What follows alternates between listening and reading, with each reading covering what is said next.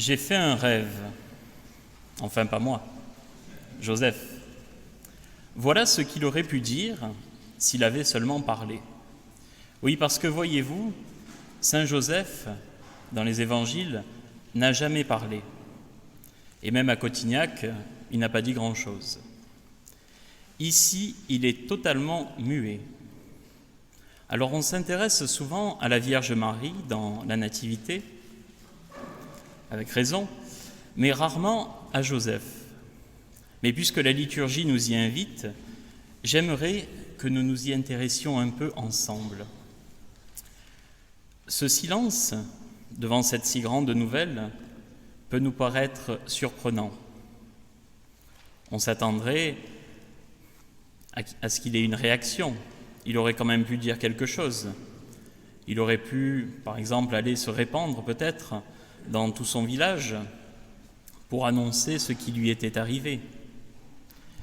Mais après tout, qu'aurait-il dit? Qu'il avait rêvé de l'ange du Seigneur?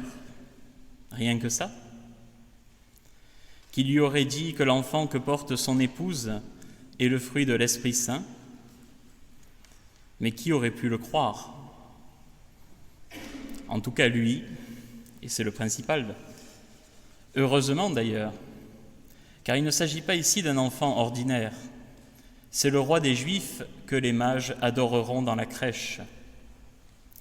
Vous savez, quand on cherche une information sur la naissance d'un enfant royal, dans des magazines People ou sur Internet, on veut des détails, beaucoup de détails, et plus il y en a, plus on est sûr que l'information est exacte.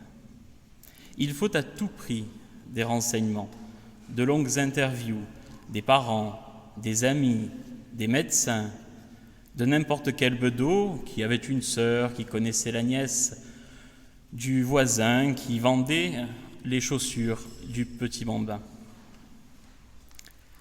Mais avec notre histoire, nous n'avons pas grand-chose à nous mettre sous la dent.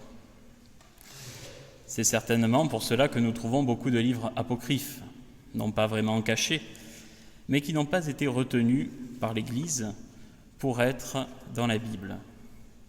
Parfois, ils peuvent être sensés, mais souvent, ils sont farfelus, comme par exemple la présence de 2 sages-femmes sorties de nulle part lors de la Nativité. Vous voyez, ça fait plus de témoins. Alors nous cherchons toujours plus de détails, mais le diable ne se cache-t-il pas dedans? Si nous n'avons pas autant de détails concernant cette naissance que nous le voudrions, nous devons nous préoccuper de ceux que nous avons, car nous passons bien souvent par-dessus. Tout d'abord, on nous dit que Joseph était l'époux de Marie, mais selon la coutume juive, ils n'habitaient pas encore ensemble. C'était comme des fiançailles, et pendant une année entière, sans partager le même toit, ils se rencontraient, ils apprenaient à se connaître, à se découvrir l'un l'autre. Mais quel drame si un enfant était conçu avant la fin de ce délai. Et c'est bien la situation de Joseph. Mais lui n'y est pour rien, aucun autre homme d'ailleurs. Mais alors, que faire? Il est précisé que Joseph est un homme juste. Ça, c'est bien.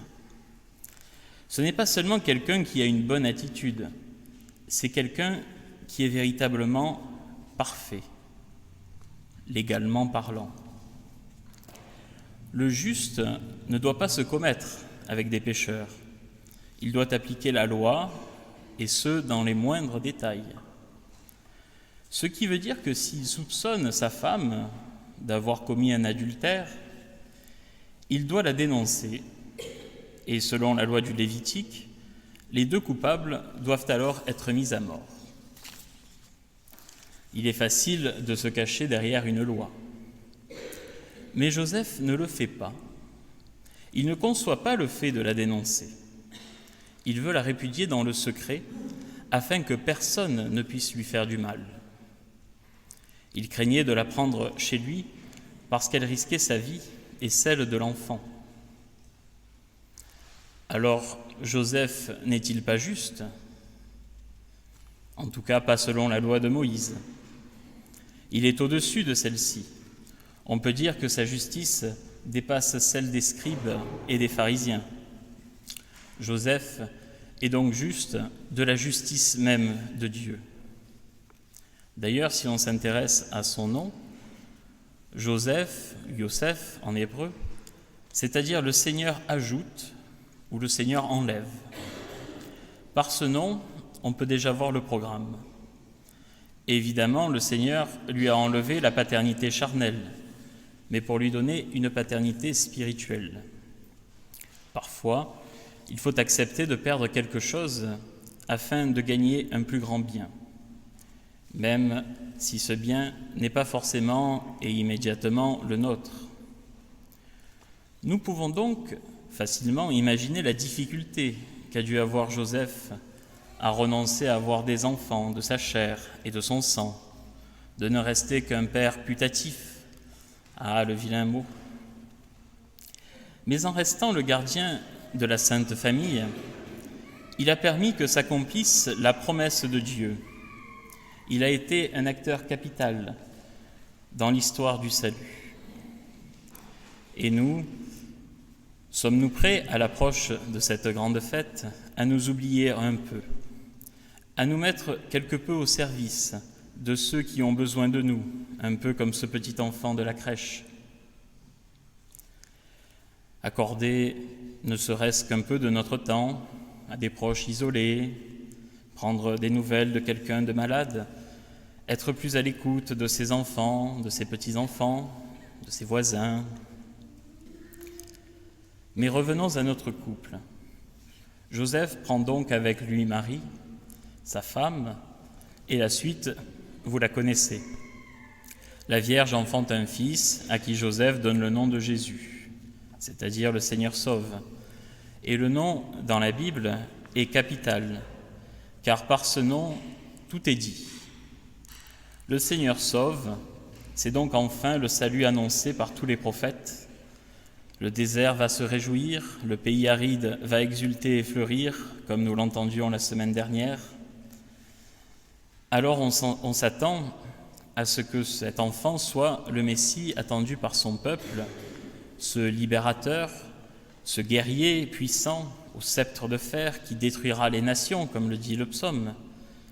Ça, voyez-vous, c'était la vision classique du Messie. Et peut-être que quand on dit à ses parents qu'il portera ce nom, qu'il sera ce Messie, c'est peut-être ce qu'ils entendent. Mais il nous est précisé qu'on l'appellera Emmanuel, c'est-à-dire Dieu avec nous. Et donc, par ce second nom, on nous montre la proximité que Dieu veut avoir avec nous afin de nous sauver. C'est un peu ce que le pape François appelle la révolution de l'amour, la révolution de la tendresse. Par cet abaissement, le Fils de Dieu vient nous rejoindre dans nos misères, dans notre petitesse. Il nous invite à un renversement complet de notre pensée. Il faut donc apprendre à dépasser nos préjugés, nos a priori, sur un Dieu tout-puissant, qui n'est pas un juge sadique, épiant nos moindres faits et gestes afin de nous accuser. Non, ça c'est le rôle d'un autre, l'accusateur de nos frères, qui est le diable. Dieu nous laisse le temps, et dans ce mystère de la Nativité, nous révèle tout son amour et toute sa patience. C'est bien cela qu'avait compris saint Joseph, et c'est pour cela que Dieu l'a choisi, pour remettre sa vie entre ses mains. C'est pourquoi nous pouvons demander au Seigneur, à l'approche de cette fête de Noël, et par l'intercession de saint Joseph, la grâce de dépasser notre petit confort, de pardonner peut-être certaines rancunes, afin de vivre le mieux possible ce temps de réjouissance qui vient et d'apporter aux autres cette joie de la naissance du Sauveur.